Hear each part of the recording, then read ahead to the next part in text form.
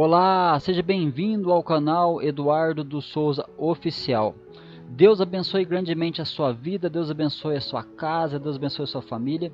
Estamos aqui no audiobook do livro O Homem Mais Inteligente da História, do autor Augusto Cury. E hoje nós vamos estar narrando para você a parte 6 e a parte 7 do livro, que se chama Manuscritos do Mar Morto e um Homem Questionador.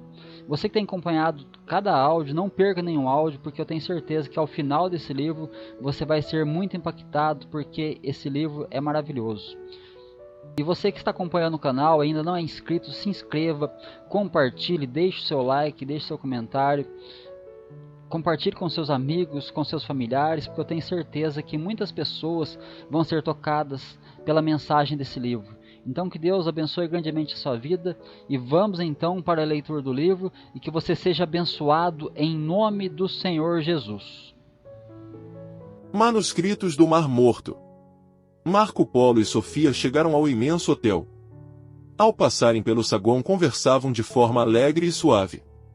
De repente, ele viu um folheto que seduziu seus olhos. Era sobre uma conferência que ocorreria naquela mesma noite. O tema era Manuscritos do Mar Morto, o maior achado arqueológico da história. Interessante, falou para si. Marco Polo observou o nome do preletor e alguns assuntos que seriam abordados.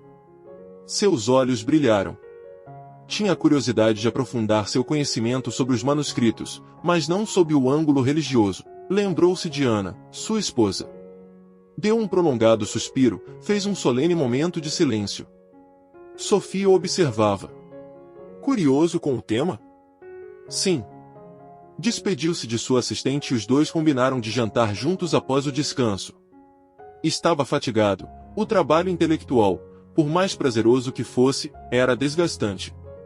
Após o banho, sentou-se na poltrona do quarto. Pegou um jornal, mas não conseguiu ler.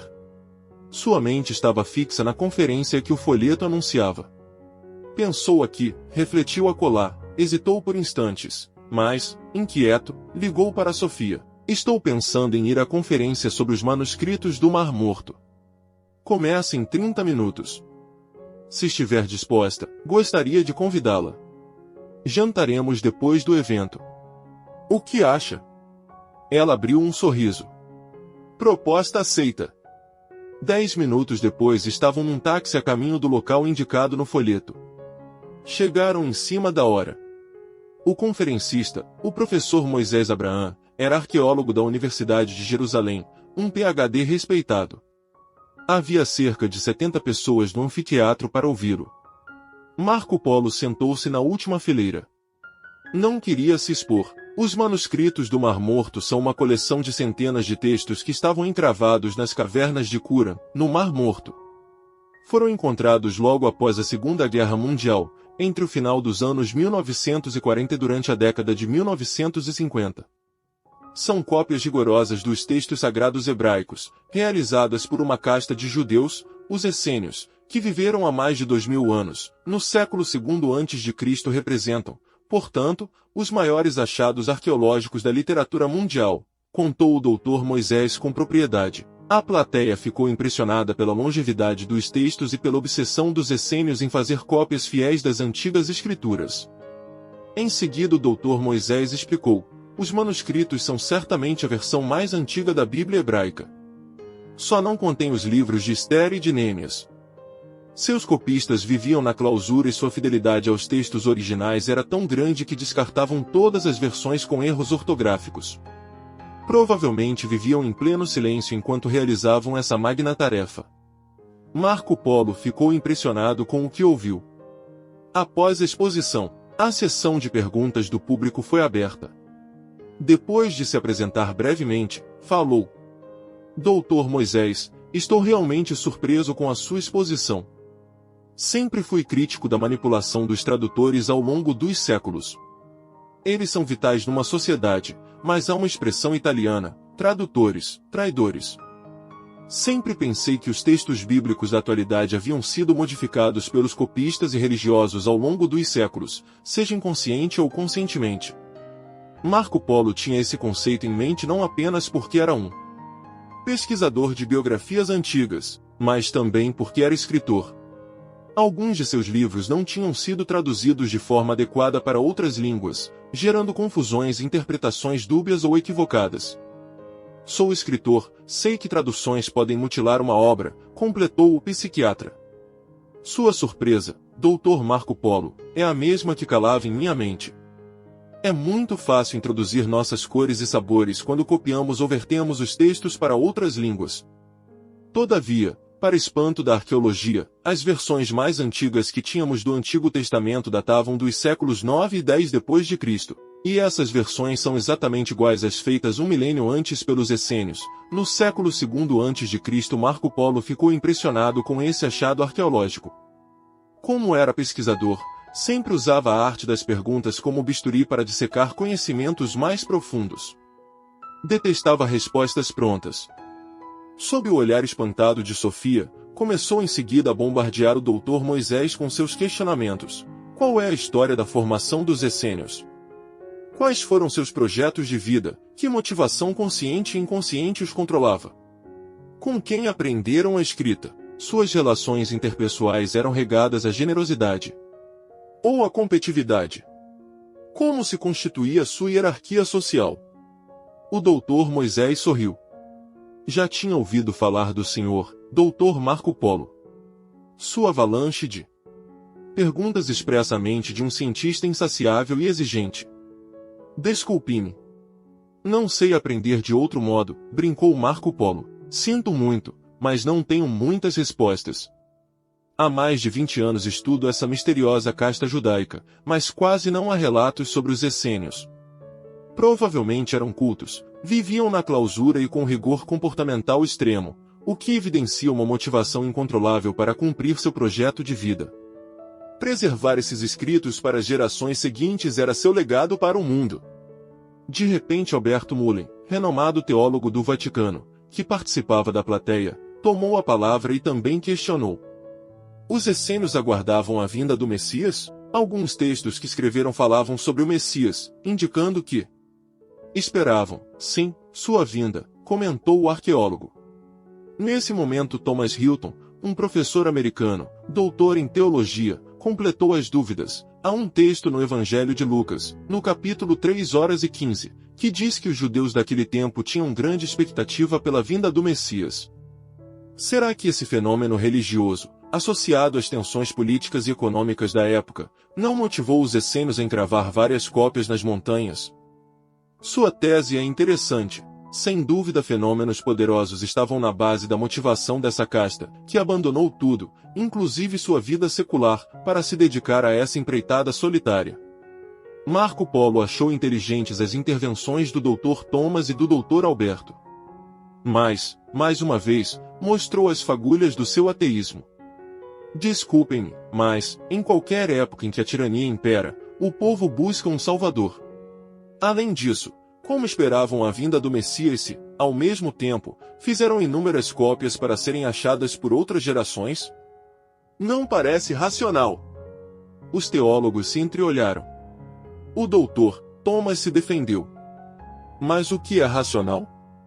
A esperança, a motivação, a transcendência, a fé dessa casta?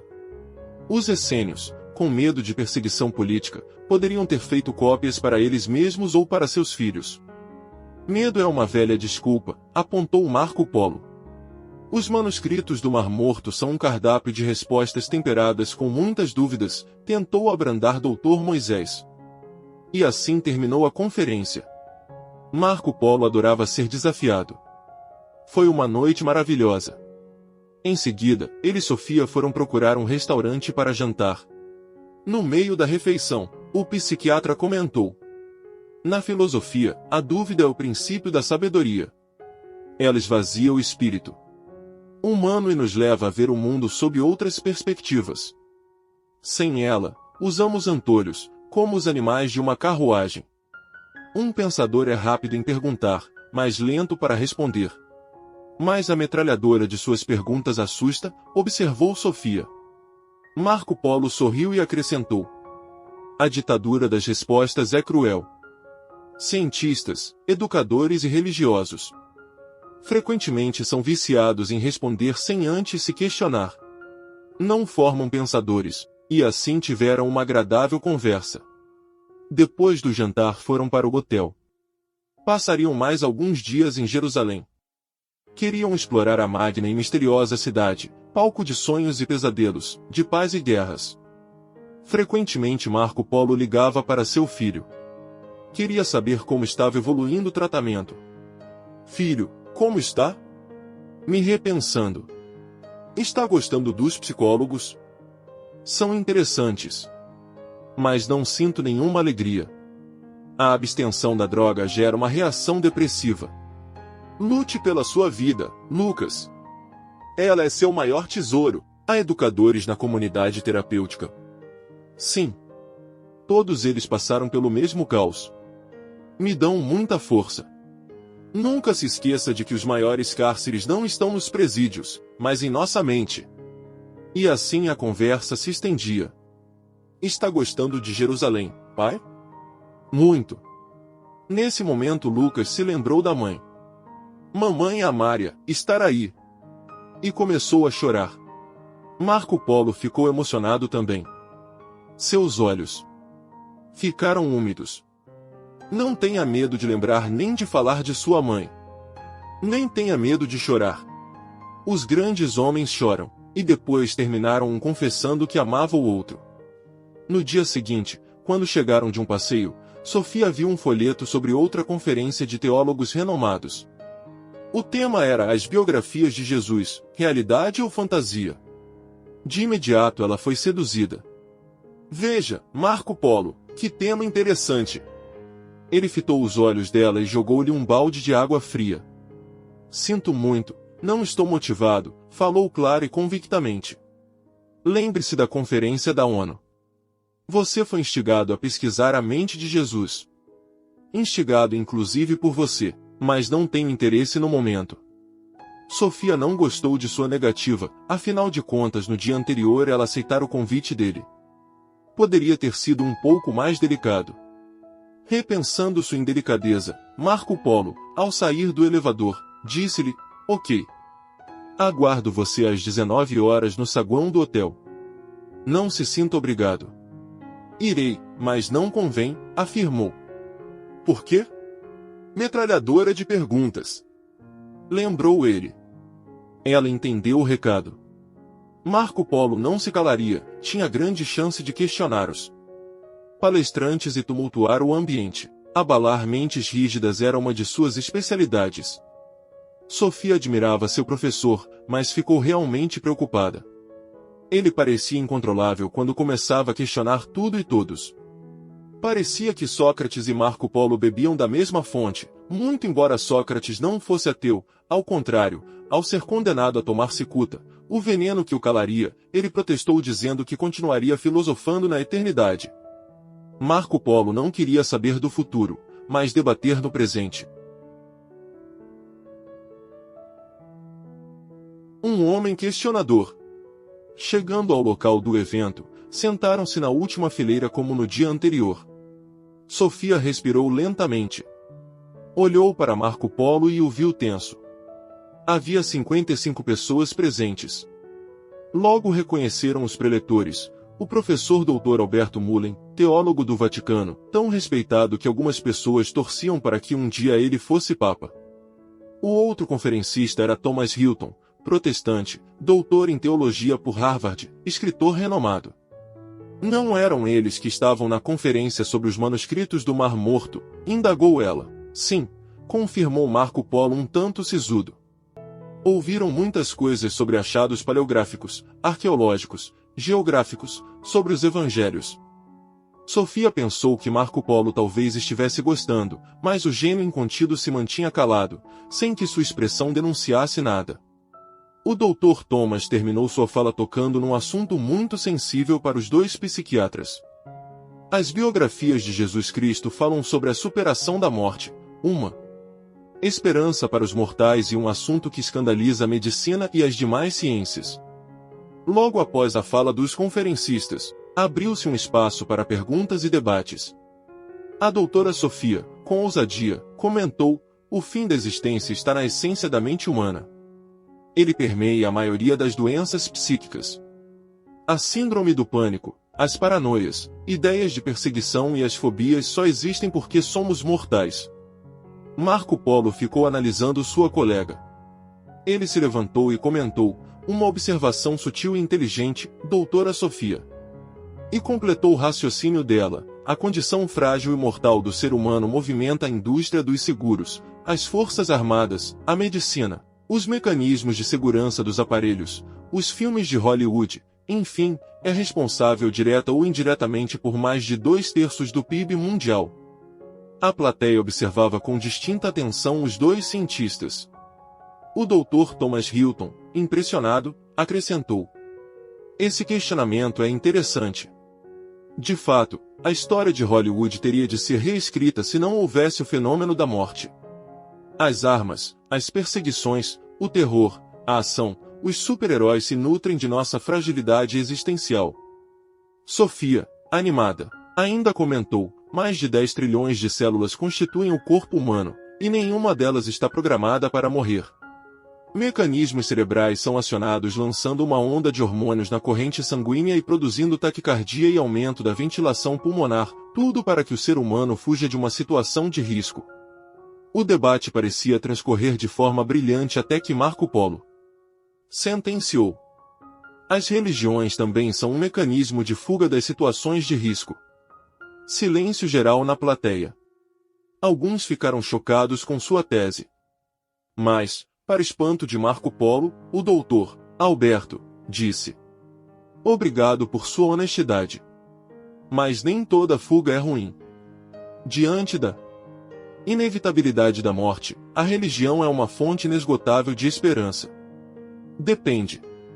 A religião também pode ser uma fonte de doenças mentais se houver radicalismo, intolerância contra os que pensam diferente, déficit de generosidade, afirmou o psiquiatra. Estamos de acordo, confirmaram os dois preletores. Estar de acordo não responde minha questão. A esperança de superação da morte é um atributo dos fracos ou uma busca inteligente do direito de continuar existindo, Dr. Marco Polo? Indagou Sofia, será que essa busca pela eternidade não é a mesma dos ateus quando defendem o direito de liberdade de expressão? Esse questionamento sagaz levou Marco Polo a se repensar. São coerentes as suas indagações. Talvez, no nível inconsciente, tanto religiosos lúcidos quanto ateus brilhantes busquem a liberdade em seus amplos aspectos.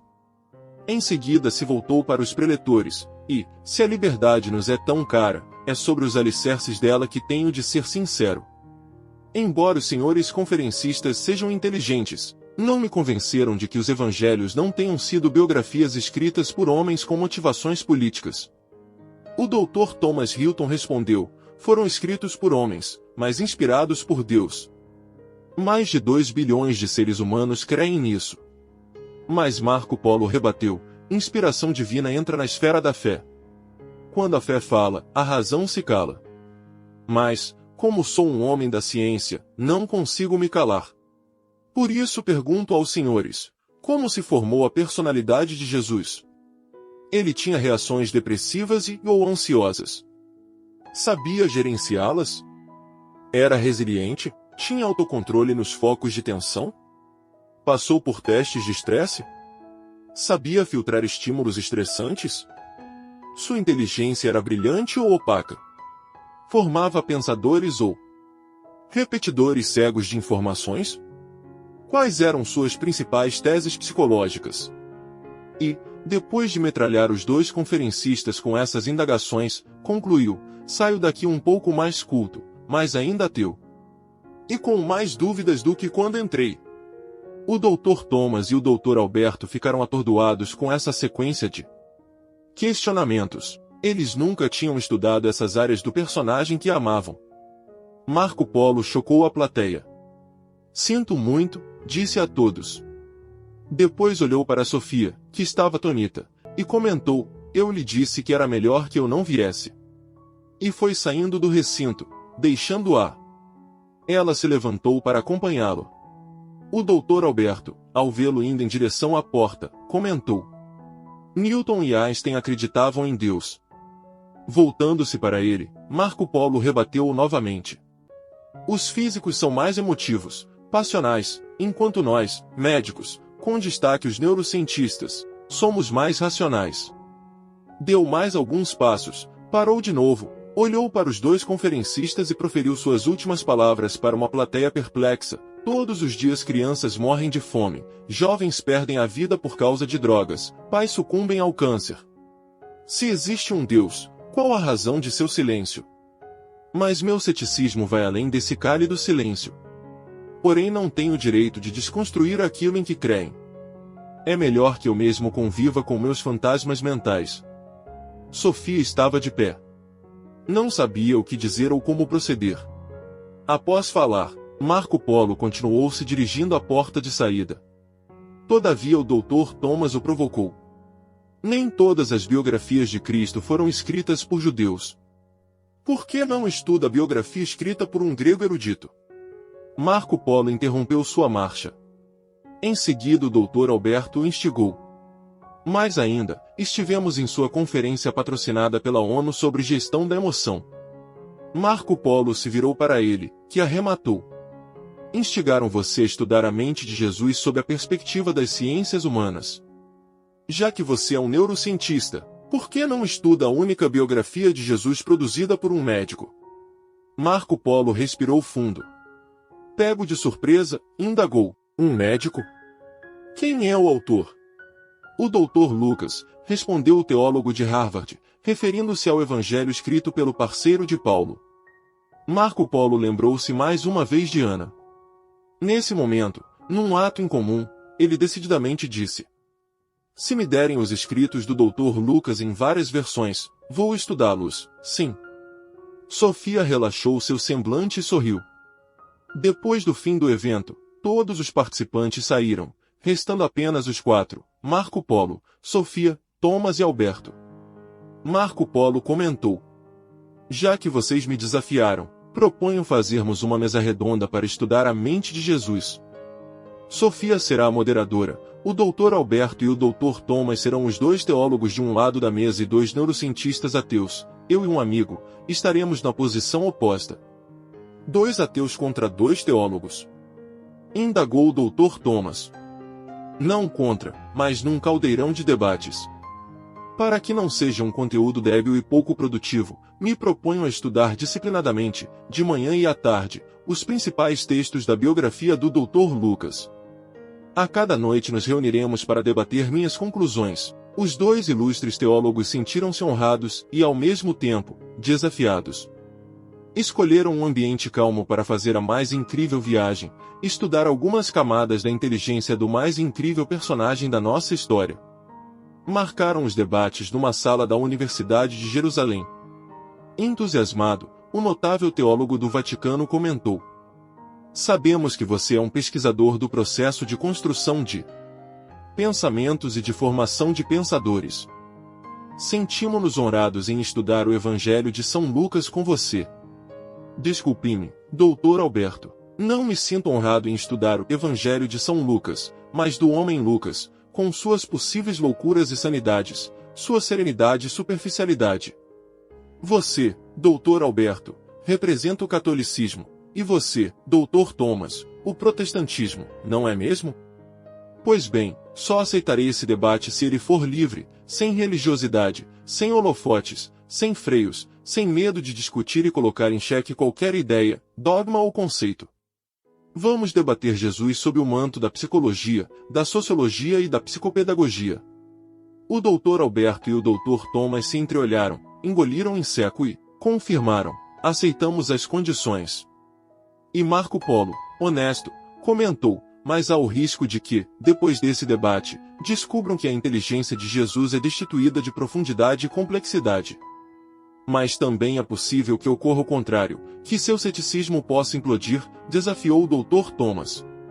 Marco Polo meneou a cabeça, como se tivesse compaixão pelos equívocos dos dois debatedores. Sofia aceitou ser a moderadora. Ela estimularia o debate, abrandaria as tensões, extrairia conclusões e garantiria o direito de expressão de cada debatedor. E quem é o outro debatedor ateu? Perguntou ela, curiosa. Michael Herman, doutor em neurociência, que mora em Jerusalém. Somos amigos, mas não sei se aceitará o desafio ou terá disponibilidade. Dr. Michael Herman? Já li alguns de seus artigos. Ele é um neurocientista famoso por suas teses e por criticar as religiões e suas incoerências, comentou o Dr. Thomas. Com uma capacidade de síntese fascinante, Marco Polo comentou que iria analisar a mente de Jesus sob parâmetros definidos. Analisarei estas 10 habilidades básicas de Jesus. 1. Habilidades de gestão da emoção. 2. Capacidade de filtrar estímulos estressantes. 3. Competência para debelar focos de tensão e se reinventar no caos. 4. Capacidade para libertar seu imaginário e desenvolver a criatividade. 5. Resiliência e limiar para suportar frustrações. 6. Prazer sustentável e capacidade de contemplar o belo. 7. Capacidade de pensar antes de reagir e autocontrole. 8. Capacidade de ser empático e de construir pontes interpessoais. 9. Habilidade de formar pensadores e mentes brilhantes. 10. Capacidade de ser autor da própria história e consciência crítica. Os teólogos ficaram impressionados com os 10 temas e entenderam que fariam uma jornada épica, com focos bem objetivos.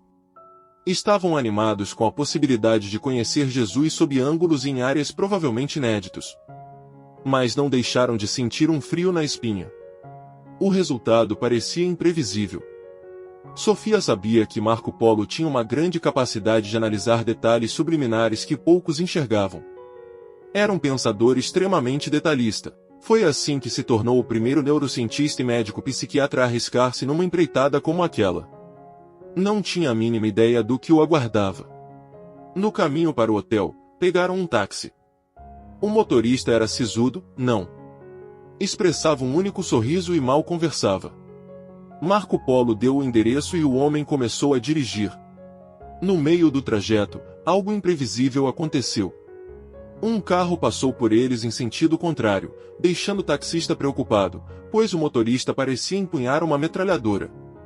Marco Polo e Sofia, distraídos, não perceberam nada. De repente, o carro suspeito fez uma manobra radical 50 metros à frente e começou a perseguir o táxi em que estavam. O motorista acelerou imediatamente. "O que está acontecendo?" perguntou Marco Polo. "Estamos sendo seguidos." "O quê?" "Isto não é Hollywood, senhor", disse Sofia preocupada. "Seria bom que fosse, madame." A perseguição foi implacável. Entre uma curva e outra, Marco Polo indagou: "Estão perseguindo quem?" "Nós ou o senhor?" "Não sei. Há mais de 10 anos trabalhei no serviço de inteligência deste país", disse quase sem fôlego o taxista, fazendo uma manobra rápida. "E vocês?" "Somos cientistas." "Somos inofensivos." "Inofensivos?" "Os cientistas estão no centro das conspirações mundiais", afirmou. Sofia olhou para Marco Polo preocupadíssima.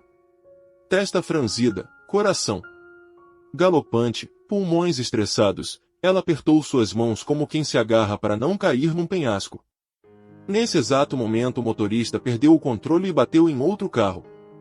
Instantes depois, vários carros de polícia chegaram. Observando o movimento, os perseguidores fugiram sem deixar rastros. Marco Polo sofreu uma lesão na coxa direita. Sofia teve escoriações na testa. Foram atendidos em um pronto-socorro próximo do local e logo liberados. "Quem nos seguia?" perguntou Sofia. "É perturbador, mas vamos nos acalmar. Ou os perseguidores queriam nos assaltar, ou estavam atrás desse motorista. Sabe-se lá quem ele é ou o que já fez." Eles se abraçaram carinhosamente. Pegaram outro táxi para o hotel. Ela estava compenetrada, tentando entender o incompreensível. Sua história nunca fora uma lagoa plácida, e Sofia sonhava ter dias tranquilos em Jerusalém. Mas tudo estava ficando turbulento demais. O motorista do táxi teve que ficar internado, com suspeita de haver fraturado alguma costela. Ao chegar ao hotel, Marco Polo recebeu uma ligação de Lucas. Ele resolveu contar sobre o acidente, mas antes que ele o fizesse, foi seu filho que o deixou tenso. Pai, está difícil suportar a solidão. Esta clínica parece uma prisão, disse Lucas, muito desanimado. Tenha paciência, meu filho, siga todo o ritual do tratamento. Durmo pouco, meu apetite está péssimo, parece que apenas carrego o meu corpo. A vida perdeu o colorido para mim. Você está deprimido. Dentro de um mês já estará de volta, meu filho. Estaremos juntos. Seu eu tem de escrever sua biografia, não deixe que sua dependência a escreva. Abra sua mente e procure desenvolver o prazer de viver e não deixe de tomar seu antidepressivo. Ok. E você, como está? Disse Lucas tentando mudar de assunto. O táxi em que eu estava sofreu um acidente, mas nada grave. Vou ficar aqui em Israel por mais uns dias. Mas prometo que estarei em casa antes de você sair da clínica. Ainda não superei a perda da mamãe, me desculpe, disse Lucas, emocionando-se ao recordar sua mãe. Ela é inesquecível, não se puna. Depois de uma pausa, Marco Polo disse, acho que ela gostaria de saber o que estou prestes a fazer. O quê? Estudar a personalidade de Jesus sob a luz das ciências humanas. Não acredito. Pode acreditar. Estudarei um escritor que leva seu nome, Lucas.